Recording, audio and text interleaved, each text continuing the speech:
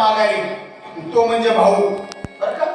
आणि भाऊ जर आपल्या विरोधात असेल ना आपण फिरू शकत नाही. लक्षात ठेवा, ज्या दिवशी आपलं वाईट प्रसंग येईल त्या दिवशी आपल्याला मदतीला आपला भाऊ येत असतो. एका भावाने केलेल्या उपकाराची आठवण प्रभू रामचंद्राला येऊ लागली. लक्ष्मणाच्या तोंडाकडे बघू लागले, हनुमानजीच्या रस्त्याकडे बघू लागले. सूर्य उगवल्याच्या नंतर औषधी आली.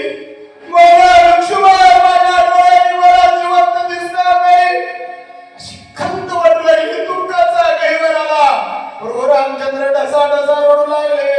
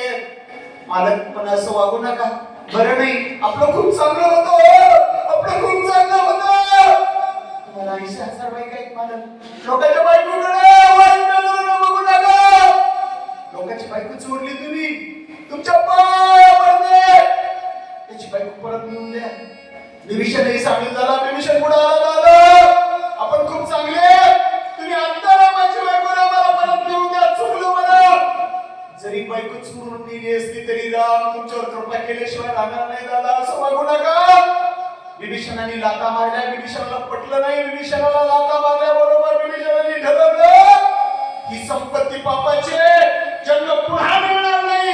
अधर्मात जीवन जगण्यापेक्षा तो पहिला अक्षर झाला लक्ष्मणा, त्याला तू पाठीशी गेलास. शक्ती शक्ती म्हणली बाबा तिला त्या ठिकाणी दार आणला रे लक्ष्मणा. बोल रे लक्ष्मणा बोल रे. राजा गाता वैरी ये रे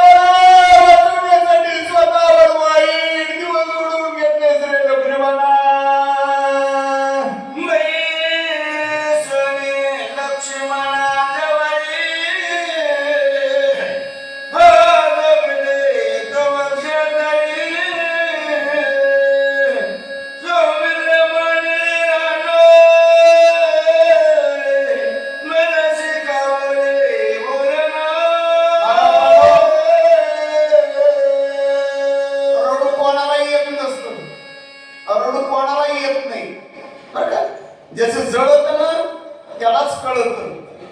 एखाद्याची सासू मरावी, मरू नये कोणाची पाया करायचं त्याच्यावर टपू नये.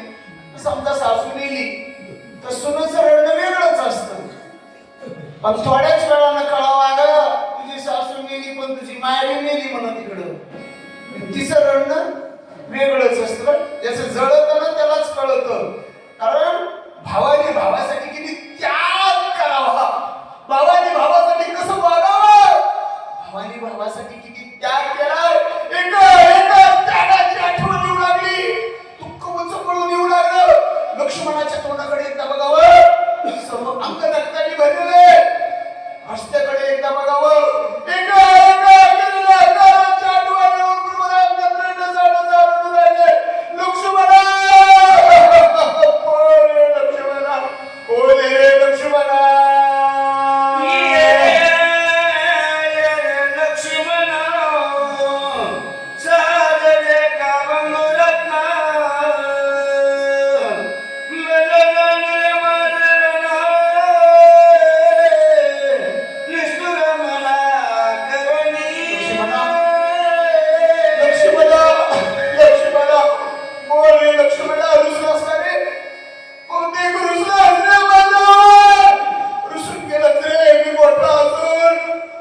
तुझ्याकडे कधीच चौकशी केली नाही, तुला विचारलं नाही रे लक्ष्मणा. त्याच्यामुळे तू दुसरं नाही रे लक्ष्मणा. ओले लक्ष्मणा.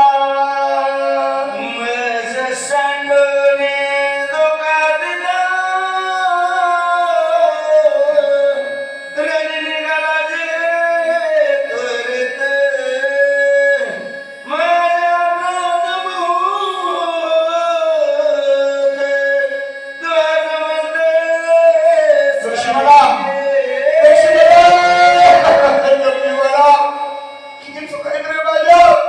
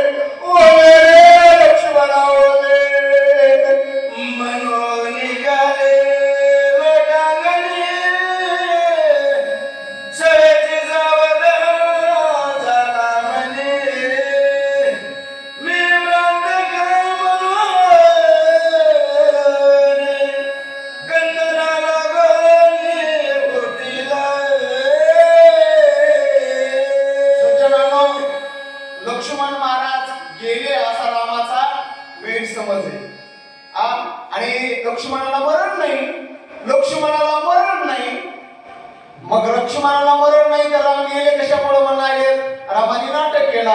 कशासाठी? कमीत कमी भावाने रामायण ऐकून भावासोबत नीट वागावं, कमीत कमी इथं ऐकून तरी नीट वागावं ना, घरी जाऊन पुन्हा आनंद तरी करू नये.